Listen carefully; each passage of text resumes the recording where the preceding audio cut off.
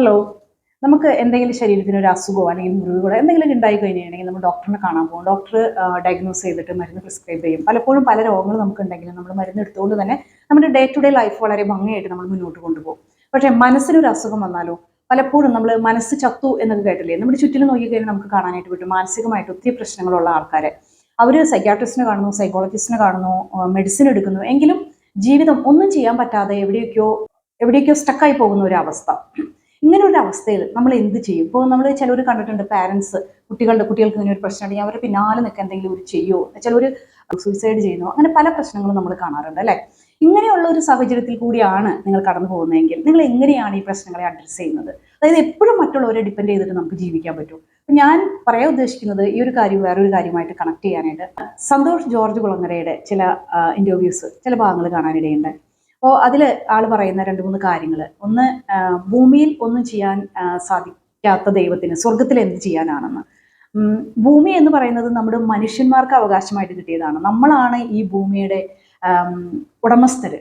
ഇപ്പോൾ എക്സാമ്പിൾ പറയുകയാണെങ്കിൽ നമ്മൾക്ക് നമ്മുടെ അപ്പൻ കുറേ സ്വത്തൊക്കെ ഉണ്ടായി, അത് നമുക്ക് തന്നു. എന്നിട്ട് അപ്പൻ പറയാണ്, ഇനി ഈ സ്വത്തിൽ ഞാൻ പറയുന്ന കാര്യങ്ങൾ മാത്രമേ നീ ചെയ്യാൻ പാടുള്ളൂ, ഞാൻ പറയുന്ന പോലെ വീട് വെക്കണം, അങ്ങനെ പറഞ്ഞു കഴിഞ്ഞാൽ നമ്മൾ സമ്മതിക്കുമോ? ഇല്ല. അപ്പോൾ മാന്യതയുള്ള ഒരു അപ്പനാണെങ്കിൽ അത് തരും, പിന്നീട് അതിലേക്ക് ഗൈഡ് ചെയ്യും, അല്ലെങ്കിൽ വേണ്ട അഡ്വൈസ് തരും. അതിലേക്ക് ഒരിക്കലും കടന്നു വരില്ല. നമ്മളുടെയാണ് ഡിസിഷൻ, നമ്മുടെയാണ് പ്രോപ്പർട്ടി, നമ്മൾക്ക് തീരുമാനിക്കാം എന്താ അവിടെ ചെയ്യണമെന്ന്. അപ്പോൾ നമ്മുടെ കയ്യിലിരിക്കുന്ന ഈ പ്രോപ്പർട്ടിയിൽ ഒരിക്കലും മാന്യനായ ദൈവം ഒരിക്കലും കടന്നു വന്നിട്ട് ഒരു തീരുമാനം എടുക്കാൻ പോകുന്നില്ല. ഓരോ വ്യക്തിയിലുമാണ് ദൈവം പ്രവർത്തിക്കുന്നത്. ഇനി രണ്ടാമത് പറഞ്ഞ കാര്യം എന്ന് ആൾ പറഞ്ഞു കഴിഞ്ഞാൽ, ഭൂമിയിൽ നമ്മൾ തെറ്റുകൾ ചെയ്യുമ്പോൾ അപ്പാപ്പ ശിക്ഷിച്ചു കഴിഞ്ഞു കഴിഞ്ഞാൽ തെറ്റുകൾ കുറയുമെന്ന്. അപ്പോൾ മനസ്സിൽ വന്നൊരു ചോദ്യം, ഈ ദൈവം എന്ന് പറഞ്ഞ ഭൂമിയിലേക്ക് ഇറങ്ങി വന്നാൽ നമ്മൾ എങ്ങനെ തിരിച്ചറിയും?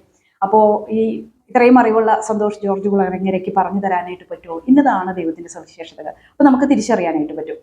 മനുഷ്യനെ സൃഷ്ടിച്ചിരിക്കുന്നത് തന്നെ, മനുഷ്യൻ എന്ന സൃഷ്ടി തന്നെ തെറ്റുകളും അതുപോലെ നന്മയും തിന്മയും ഒക്കെ കൂടി ചേർന്നിട്ടാണ്. അത് വിവേചിച്ചറിയാനുള്ള, തെറ്റും ശരിയും വിവേചിച്ചറിയാനുള്ള ഒരു വിവേകം, വിസ്ഡം നമുക്ക് തന്നിട്ടുണ്ട്. അത് ഉപയോഗിച്ച് നല്ല രീതിയിൽ ജീവിക്കുക എന്നുള്ളതേ ഉള്ളൂ. അല്ലാതെ ദൈവം വന്നിട്ട് കറക്റ്റ് ചെയ്തിട്ട് ഈ ഭൂമിയെ നന്നാക്കി കൊണ്ടുപോകുക എന്ന് പറഞ്ഞാൽ അത് പോസിബിൾ ആണോ? മൂന്നാമത് പറഞ്ഞ കാര്യം എന്ന് പറഞ്ഞാൽ, വിശ്വാസവും മതവും അത് ഒരു വ്യക്തിയെ നമ്മൾ അടിച്ചേൽപ്പിക്കാൻ പാടില്ല. അത് സത്യമാണ്. കാരണം നമ്മൾ പല വിശ്വാസത്തിലും പല മതത്തിലും ഉള്ളവരാണ്.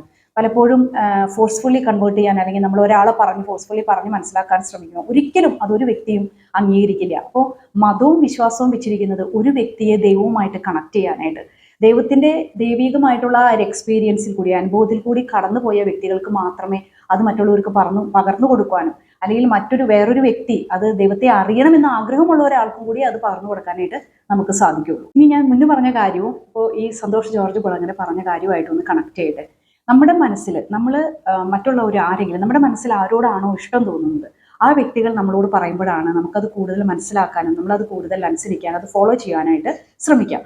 ഇപ്പൊ നമ്മൾ ജീവിച്ചിരിക്കുന്ന ഈ ലോകത്ത് എല്ലാവർക്കും അറിയാം, ഒരു വ്യക്തിയെ അസസ് ചെയ്യുന്നത്, അല്ലെങ്കിൽ ഒരു വ്യക്തിക്ക് വേണ്ട സ്ഥാനം, ബഹുമാനം ഇതെല്ലാം കൊടുക്കുന്നത് അവന് എത്ര വിവേകമുണ്ടെന്നോ ഒന്നും നോക്കിയിട്ടൊന്നുമല്ല. അവന്റെ സാമ്പത്തികം, അല്ലെങ്കിൽ അവന്റെ എഡ്യൂക്കേഷൻ, അവന്റെ അറിവ്, ഇതൊക്കെ നോക്കിയിട്ടാണ് ഓരോ വ്യക്തികളെയും മനുഷ്യന്മാർ അങ്ങോട്ടും ഇങ്ങോട്ടും അളക്കുന്നത്.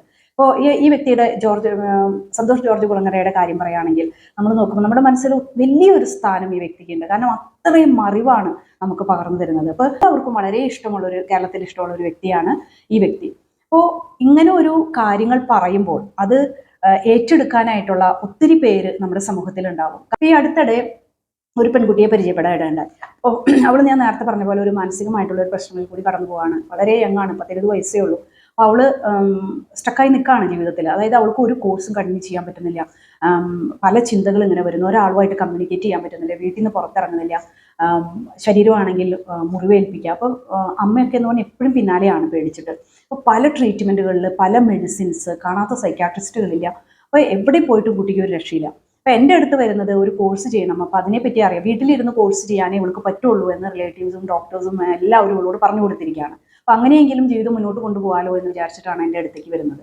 അങ്ങനെ കുറേ നേരം 1-2 മണിക്കൂറോളം സംസാരിച്ചു. പക്ഷെ ഞാൻ കോഴ്സിനെ പറ്റിയല്ല പറഞ്ഞത്. അപ്പോൾ അവസാനം സംസാരിച്ച് കഴിഞ്ഞപ്പോൾ ഞാൻ അവളോട് ചോദിച്ചു, ഓക്കെ, പറയുമ്പോൾ മുഴുവൻ അമ്മയായാലും ഇവളായാലും പറയുന്നത് ഡോക്ടർ പറഞ്ഞു എനിക്കത് പറ്റില്ല എന്ന്, ഇവർ പറഞ്ഞു എനിക്കത് പറ്റില്ല എന്ന്. അപ്പോൾ അങ്ങനെയാണ് മറ്റുള്ളവർ പറഞ്ഞു തന്നാണ്. അപ്പോൾ ഞാൻ ചോദിച്ചു, ഓക്കെ, നിനക്ക് എന്ത് തോന്നുന്നു? നീ എപ്പോഴെങ്കിലും നിൻ്റെ ഉള്ളിലേക്ക് തിരിഞ്ഞു നോക്കിയിട്ട് നിനക്ക് പറ്റുമോ, എന്തുകൊണ്ടാണ് പറ്റാത്തതെന്ന് നീ ചോദിച്ചിട്ടുണ്ടോ, നിന്റെ ഇഷ്ടം എന്താണെന്ന് നീ അറിഞ്ഞിട്ടുണ്ടോ? ഉടനടി കുട്ടി പറഞ്ഞു, യെസ് എനിക്കറിയാം, എനിക്ക് നഴ്സിംഗ് ചെയ്യാനാണ് എനിക്കിഷ്ടം, എനിക്ക് ആൾക്കാരെ ശുശ്രൂഷിക്കണം, അത് ഭയങ്കര, അത് പറയുമ്പോൾ അവൾ കരയാണ്. അപ്പോൾ ഞാൻ പറഞ്ഞു ഓക്കെ, പിന്നെ എന്തുകൊണ്ട് നിനക്ക് പറ്റുന്നില്ല എന്ന് തോന്നാനുള്ളൂ. അപ്പോൾ എൻ്റെ മനസ്സിൽ ഇങ്ങനെ കുറേ ചിന്തകൾ വരും, എനിക്കത് നിയന്ത്രിക്കാൻ പറ്റുന്നില്ല. നിങ്ങളാണെങ്കിൽ എന്ത് പറഞ്ഞു കൊടുക്കുക ആ കുട്ടിക്ക്? ഇപ്പൊ അപ്പോൾ ഈ സൈക്യാട്രിസ്റ്റുകളുടെ അടുത്ത് അല്ലെങ്കിൽ സൈക്കോളജിസ്റ്റുകളുടെ അടുത്ത് വന്നപ്പോൾ അവർ കുറേ ടെക്നിക്സ്, മനസ്സിനെ എങ്ങനെ കൺട്രോൾ, ചിന്തകൾ എങ്ങനെ നിയന്ത്രിക്കാം. അപ്പൊ ഇവള് പറയുന്നത് ഇതൊക്കെ ചെയ്യാനായിട്ട് എനിക്കൊരു ഒരു സ്ഥിരമായിട്ടുള്ള ഒരു മനസ്സെനിക്ക് വേണ്ട. എനിക്ക് പറഞ്ഞു കൊടുക്കാനുള്ളത് ഒന്നേ ഉണ്ടായിരുന്നുള്ളൂ. കാരണം ഒരു മനുഷ്യനും ഈ ലോകത്ത് എനിക്ക് ചൂണ്ടിക്കാണിക്കാനില്ല, ഒരു സൈക്യാട്രിസ്റ്റിനും ചൂണ്ടിക്കാണിക്കാനില്ല. പക്ഷെ എൻ്റെ ജീവിതത്തിൽ ഞാൻ കടന്നുപോയ ഒരു ദൈവിക അനുഭവത്തിൽ എനിക്കുണ്ട്. അത് എനിക്ക് അവൾക്ക് പറഞ്ഞു കൊടുക്കാം. വിത്തിൻ ഒരു 15-20 മിനിറ്റ്സിൻ്റെ ഉള്ളിൽ ഞാൻ അവൾക്ക് ഇങ്ങനെ ഇന്ന കാര്യങ്ങൾ, ബൈബിളിൽ നിന്ന് കുറേ വചനങ്ങളും, അല്ലെങ്കിൽ നിന്നിലുള്ള ദൈവം, നിന്നെ സൃഷ്ടിച്ച ദൈവമാണെങ്കിൽ നിനക്ക് സാധിക്കും, അതിന് നീ വിചാരിച്ച, നീ നിന്റെ ഉള്ളിലേക്ക് തിരിഞ്ഞു നോക്കുക, ആ ദൈവവുമായിട്ട് നീ കണക്ട് ചെയ്യും, നിനക്ക് അതിന് സാധിക്കും എന്ന് പറഞ്ഞു. അങ്ങനെ എന്തോ ഒരു കോൺഫിഡൻസ് അവൾക്ക് കിട്ടി. അത് കഴിഞ്ഞിട്ട് പിന്നെ അവളോട് ഞാൻ സംസാരിക്കുന്നത് ഒരു 1-1.5 ആഴ്ച കഴിഞ്ഞിട്ടാണ്. അപ്പോൾ വന്ന മാറ്റം ഇമാജിൻ പോലും ചെയ്യാൻ പറ്റില്ല. അപ്പോൾ അത്രയും ചേഞ്ചസ് മനുഷ്യന്മാരിൽ ദൈവവുമായിട്ട് കണക്ട് ചെയ്യുമ്പോൾ കൊണ്ടുവരുന്നുണ്ട്. അത് ആ ദൈവിക അനുഭവം കിട്ടിയ ആൾക്കാർക്ക്, കണക്ട് ചെയ്തിരിക്കുന്ന ആൾക്കാർക്ക് മാത്രമേ അത് മനസ്സിലാവുള്ളൂ.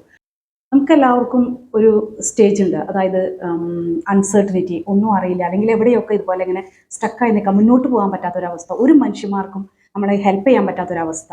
ഈ ഒരു അവസ്ഥയാണ് ശരിക്കും ആ ഫ്യൂവൽ, അതായത് ദൈവവുമായിട്ട് കണക്ട് ചെയ്യാനായിട്ടുള്ള ഫ്യൂവൽ. ഇവിടെ തന്നെ ഈ സന്തോഷ് ജോർജ് കുളങ്ങര തന്നെ പറയുകയുണ്ടായി, അതായത് uncertainty is the fuel of religion. അത് തിരുത്തി പറയാം, uncertainty is the fuel that connect to God. നമ്മുടെ അൺസർട്ടനിറ്റി അല്ലെങ്കിൽ നമുക്ക് ഒന്നും ചെയ്യാൻ പറ്റാത്ത അവസ്ഥയിലാണ് നമുക്ക് ദൈവവുമായിട്ട്, അപ്പോഴാണ് നമ്മൾ അന്വേഷിക്കുന്നത് എവിടെയാണ്. അങ്ങനെയുള്ള ഒരു സാഹചര്യത്തിലാണ് ഇപ്പോൾ ഈ കേൾക്കുന്ന ഏതെങ്കിലും ഒരു വ്യക്തികൾ നിൽക്കുന്നതെങ്കിൽ വളരെ ഈസിയാണ് നിങ്ങൾക്ക് ദൈവവുമായിട്ട് കണക്ട് ചെയ്യാനായിട്ട്. കാരണം വേറെ ഒരു വഴിയും നമ്മുടെ മുന്നിലില്ല.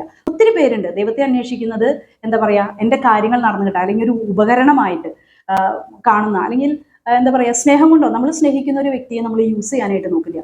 നമ്മൾ ആ വ്യക്തി എപ്പോഴും കൂടെ ഉണ്ടാവണം, അല്ലെങ്കിൽ എല്ലാ കാര്യങ്ങളും നമ്മൾ ഷെയർ ചെയ്ത് കൂടുതലും ആ വ്യക്തിക്ക് ചെയ്തു കൊടുക്കാൻ എപ്പോഴും അവരുടെ പ്രസൻസ് ആഗ്രഹിച്ചുകൊണ്ടിരിക്കും. ഇത് പക്ഷേ പലപ്പോഴും നമ്മുടെ സമൂഹത്തിൽ ചെയ്യുന്ന ഏറ്റവും വലിയൊരു തെറ്റെന്ന് പറഞ്ഞു കഴിഞ്ഞിട്ടുണ്ടെങ്കിൽ, അതുകൊണ്ടാണ് എല്ലാവരും ഇന്ന് ദൈവത്തെയും മതത്തെയും ഒക്കെ വെറുക്കുന്നത്. അതായത് ഒരിക്കലും ഒരു വ്യക്തിയെ ഇൻഡിപെൻഡൻ്റ് ആയിട്ട് കൊണ്ടുവരുന്നില്ല ആ ഒരു ദൈവവിശ്വാസം കൊണ്ട്.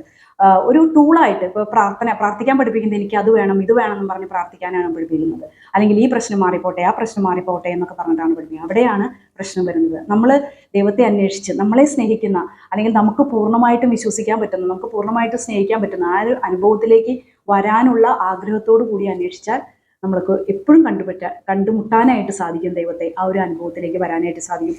ജീവിതം ഒരിക്കലും എവിടെയും സ്റ്റക്കായി പോവില്ല. വീണ്ടും കാണാമെന്ന് പ്രതീക്ഷിക്കുന്നു. ബൈ.